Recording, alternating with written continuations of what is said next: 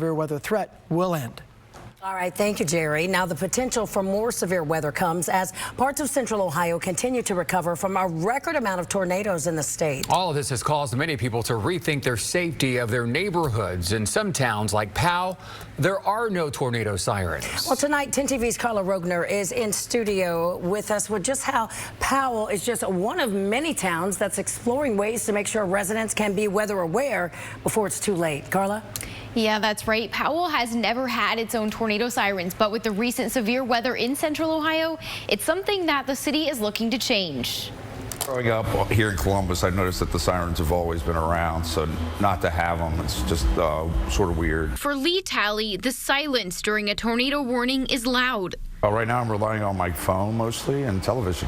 From his barbershop to his home in Old Powell, he doesn't hear any tornado sirens. Just any type of warning, weather warning would be tremendous just to help the kids, help anyone get out of harm's way. Powell City Council and city leaders are looking at options to install 2 sirens in the city.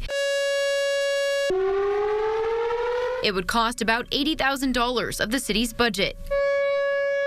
The city itself has never had its own independent sirens, and with some of our park systems in general and people being outdoors, this weather can kind of come in pretty quickly, obviously, and the concern was, let's take a look at how this might go forward. Delaware County has 16 sirens placed in parks and some towns, but none are close to Powell. There's a lot of people looking at this as an issue right now just because we have been hit by so far 3 tornadoes in Delaware County this year. Alex McCarthy, Delaware County Emergency Management Director, says sirens are meant to warn people outside, not necessarily inside your home. Truly, the purpose of tornado sirens, or we often will call them outdoor warning sirens, is to let people who are outside know that, hey, we have a hazard coming, we have a probable tornado coming, and it's time to go inside and figure out if we're in the path of in the path of that tornado. That's why he says it's important to get alerts from other sources,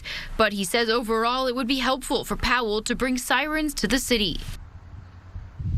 And even if you have tornado sirens in your neighborhood, the EMA director says it's important to make sure you have alerts turned on your phone or have access to a weather radio like this.